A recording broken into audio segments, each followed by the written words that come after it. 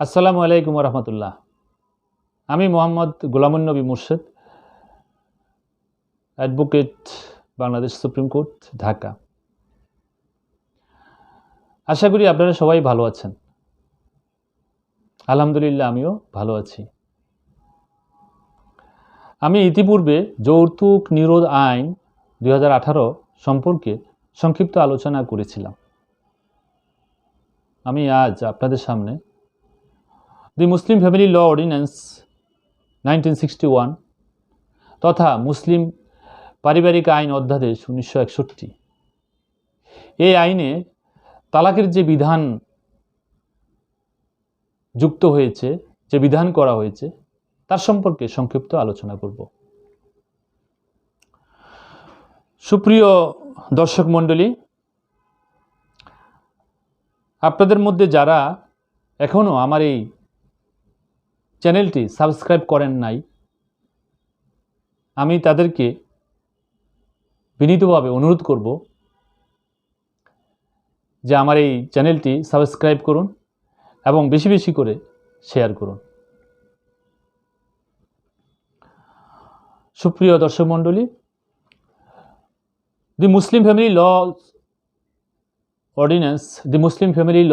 Ordinance 1961, এই আইনটি সম্পর্কে আলোচনা করার পূর্বে এই আইনের যে ব্যাকগ্রাউন্ড তথা প্রেক্ষাপট, পটভূমি, এ বিষয়ে আমি একটু আলোচনা করতে চাই।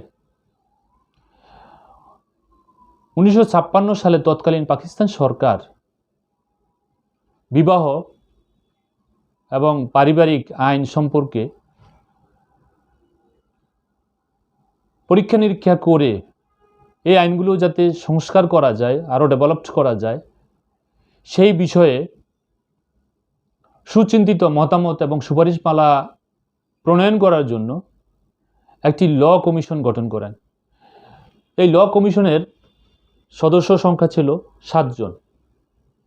পরবর্তীতে প্রধান 7 জনের ভিতরে একজন মারা যাওয়ার পরে পরবর্তীতে ফরমার চিফ জাস্টিস, পাকিস্তানের former chief justice mister justice Abdur Rashid এই ল কমিশনের প্রধান হিসেবে দায়িত্ব পালন করেন। এই ল কমিশন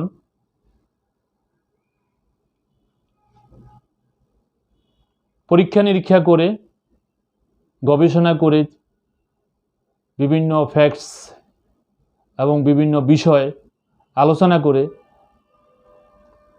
তারপরে তারা একটা রিপোর্ট, মতামত দিয়ে এবং সুপারিশমালা দিয়ে একটা রিপোর্ট 1958 সালে তৎকালীন সরকারের নিকট পেশ করেন। অতঃপর তৎকালীন পাকিস্তান সরকার 1961 সালে এই রিপোর্টের, ল কমিশনের যে রিপোর্ট, এই রিপোর্টের সুপারিশমালার উপর ভিত্তি করে এই মুসলিম ফ্যামিলি ল অর্ডিন্যান্স 1961 প্রবর্তন করেন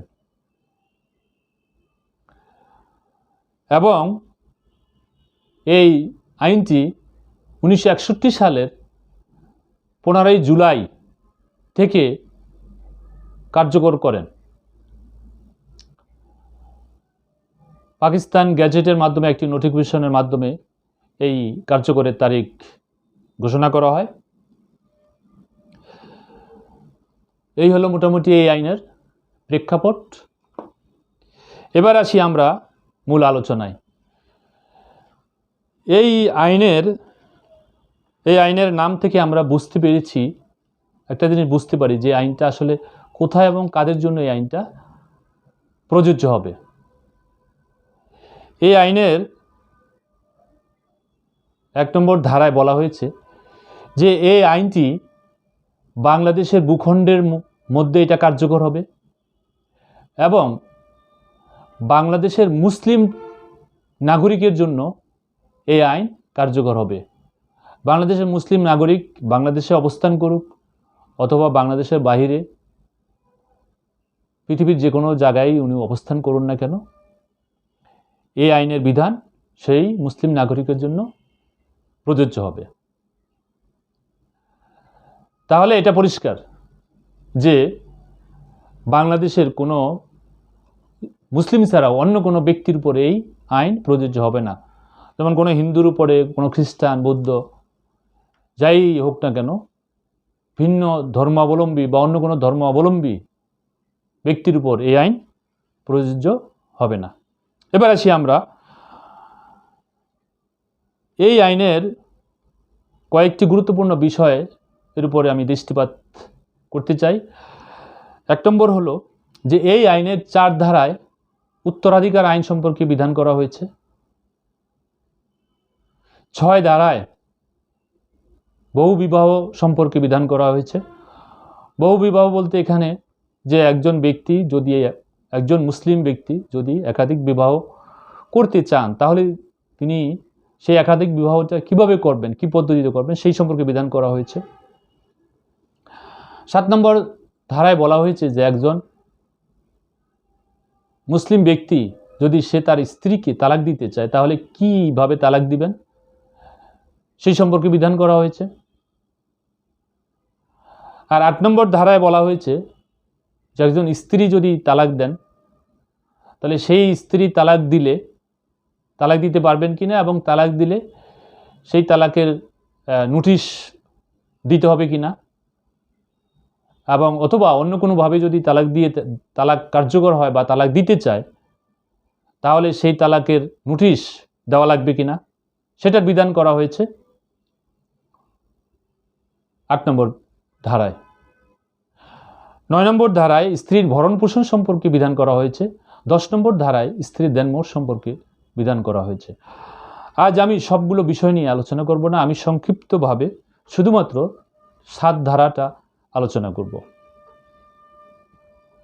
সুপ্রিয় দর্শক মণ্ডলী, 7 ধারার 1 নম্বর ধারায় 1 নম্বর উপধারায় 7 ধারার 1 নম্বর উপধারায় বলা হয়েছে যে কোনো পুরুষ যদি তার স্ত্রীকে তালাক প্রদানের জন্য ইচ্ছা পোষণ করেন তাহলে উনি যে কোনো পদ্ধতিতে তালাকের ঘোষণা দিবেন এবং সেই পদ্ধতিতে তালাকের ঘোষণা দেওয়ার পর as soon as possible তাৎক্ষণিকভাবেই উনি সেই তালাকের বিষয়ে অবগত করে চেয়ারম্যানকে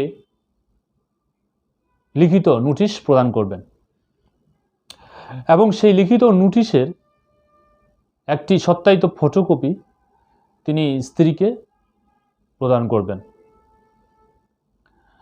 তার মানে হলো যে এখানে অনেকেই আমরা বুঝি না, মানে আমরা অনেকেই অনেক সময় ভুল করি, সেটা হলো এই যে স্ত্রীকে আলাদা নোটিশ করে, যে চেয়ারম্যানকে যে নোটিশ করা হয় আবার আলাদাভাবে স্ত্রীকে একটা নোটিশ দিতে চান, কিন্তু আইনে কিন্তু সেটা বলেনি। আইনে বলেছে যে আপনি চেয়ারম্যানকে লিখিত যেই নোটিশ দিবেন সেই নোটিশেরই একটা ফটোকপি অ্যাটেস্টেড করে আপনি স্ত্রীকে প্রদান করবেন, আলাদা নোটিশ দেওয়ার প্রয়োজন নেই। এটা 7 ধারার 1 উপধারায় বিধান করা হয়েছে। এবার আসি আমরা 7 ধারার 2 উপধারায় কি বলা হয়েছে। 2 উপধারায় বলা হয়েছে যে কোনো ব্যক্তি যদি 1 উপধারার এই বিধান ভায়োলেট করে বা লঙ্ঘন করে বা পালন যদি না করেন তাহলে সেটা একটা অপরাধ হবে এবং তিনি হবেন সেই অপরাধের অপরাধী। অর্থাৎ তিনি যদি সেটা 1 নম্বর উপধারার পালন না করেন তাহলে তিনি একটা অপরাধ করবেন এবং সেই অপরাধের জন্য তার শাস্তির বিধান হলো তাকে সর্বোচ্চ 1 বছর বিনাশ্রম কারাদণ্ড ভোগ করতে হবে অথবা 10,000 টাকা জরিমানা দণ্ডিত হবে অথবা উভয় দণ্ডে দণ্ডনীয় হবেন। বিষয়টা পরিষ্কার। সুতরাং বিষয়টা হলো এই যে তালাক প্রদান করলে নোটিশ অবশ্যই দিতে হবে। আপনি যদি নোটিশ না দেন তাহলে আপনি একটা অপরাধ করবেন এবং সেই অপরাধের জন্য আপনাকে শাস্তি ভোগ করতে হবে।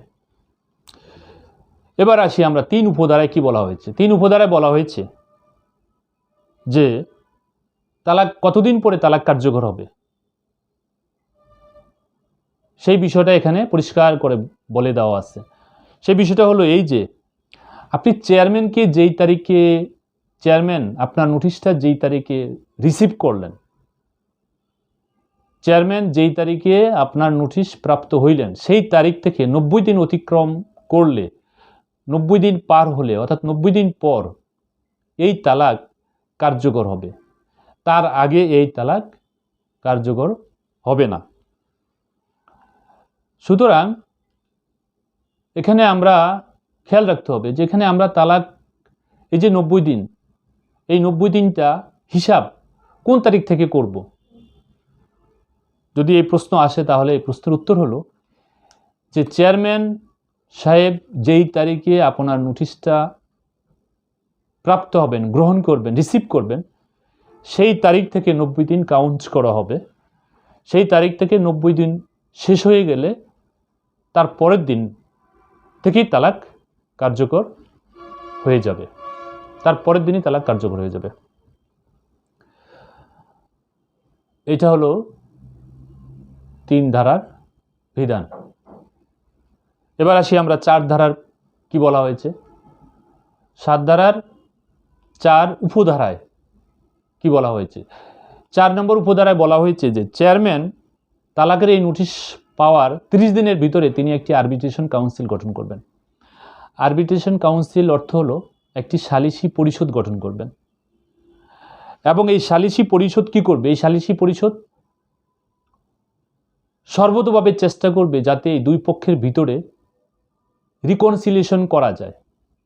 রিকনসিলিয়েশন মানে হলো পুনর্মিলন করা যায়, ডিভোর্সটা যাতে না হয়। আরবিট্রেশন কাউন্সিল দুই পক্ষের সাথে আলোচনা করে তারা কনভিন্স করার চেষ্টা করবেন যাতে বিবাহটা না ভাঙে। তাদের এইটুকুই চেষ্টা। যদি দুই পক্ষ রাজি নাই হয় তাহলে এই আরবিট্রেশন কাউন্সিলের আর কিছুই করার নাই, 90 দিন পর তালাক কার্যকর হয়ে যাবে। এবার আসি আমরা 5 উপধারায়। 5 উপধারায় বলা হয়েছে যে হাজব্যান্ড যেই মুহূর্তে তালাক ঘোষণা করলো, যদি সেই মুহূর্তে স্ত্রী প্রেগনেন্ট থাকে তথা গর্ভবতী থাকেন তাহলে কি তালাক কার্যকর হবে। এই 5 নম্বর উপধারায় বলেছে না, এই স্ত্রী যতদিন পর্যন্ত গর্ভবতী থাকবেন ততদিন পর্যন্ত এই তালাক কার্যকর হবে না। 90 দিন পার হয়ে গেল তালাক কার্যকর হবে না যতক্ষণ পর্যন্ত এই গর্ভবতী স্ত্রী সন্তান প্রসব না করবেন, অর্থাৎ যতক্ষণ পর্যন্ত উনি গর্ভাবস্থা থেকে মুক্ত না হবেন ততক্ষণ পর্যন্ত এই তালাক কার্যকর হবে না। তালাক দেওয়ার 8 মাস পরে যদি উনি গর্ভাবস্থা থেকে মুক্ত হন তাহলে 8 মাস পরে তালাক কার্যকর হবে, 7 মাস পরে হলে 7 মাস, ওই 90 দিন আর কাউন্ট হবে না। এটা 5 ধারার বিধানে, 5 ধারার উপধারায় এই বিধানটা করা হয়েছে। সুতরাং এই ক্ষেত্রে আমাদের এই জিনিসটা খেয়াল রাখতে হবে যে তালাক কতদিন পরে তালাক কার্যকর হবে যদি গর্ভবতী থাকেন, এটা আমাদেরকে মনে রাখতে হবে। এরপরে আসি 6 উপধারা। এই উপধারাটা আমাদের মুসলমানদের জন্য খুবই গুরুত্বপূর্ণ এবং এটা একটা ঐতিহাসিক সংস্কার। কারণ হলো এই ধারায়, কারণ হলো অনেক সময় আমরা দেখি যে একজন স্বামী তার স্ত্রীকে তালাক দিয়ে দেয়, কিছুদিন পরে আবার সেই স্ত্রীকে বিবাহ করে আবার তালাক দিয়ে দেয়, আবার বিবাহ করে।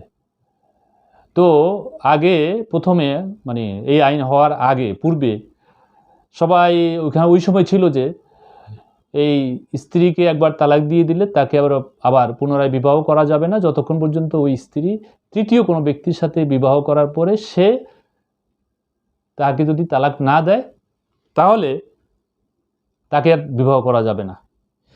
এই বিষয়টা এই 7 ধারার 6 উপধারায় পরিষ্কারভাবে বলে দিয়েছে যে না, পারা যাবে যদি হাজব্যান্ড তার স্ত্রীকে তালাক দিয়ে থাকেন এবং পরবর্তীতে তারা যদি আবার হাজব্যান্ড বা স্ত্রী দুজনে যদি আবার বিবাহ করতে চান তাহলে বিবাহ করতে পারবেন। এরপরে আবার তালাক দিয়ে দিলেন, আবার বিবাহ করতে চান যদি তাহলে বিবাহ করতে পারবেন। এরপরে আবার তালাক দিয়ে দিলেন, এরপরে আবার বিবাহ করতে যদি চান তাহলে পারবেন। বাট কথা হলো, চতুর্থবার যদি আপনি বিবাহ করতে চান তাহলে আর পারা যাবে না, 4 টাইমস পারা যাবে না। যদি 4 টাইমস আপনি বিবাহ করতে চান, এইবার ওই স্ত্রীকে থার্ড পারসনের সাথে বিবাহ বসতে হবে, এবং সেই থার্ড পারসন যদি দয়া করে এই স্ত্রীকে তালাক দেয়, ডিভোর্স দেয়, তখন এই ফর্মার হাজব্যান্ড তাকে পুনরায় বিবাহ করতে পারবেন। আদারওয়াইজ এই স্ত্রীকে বিবাহ করা যাবে না।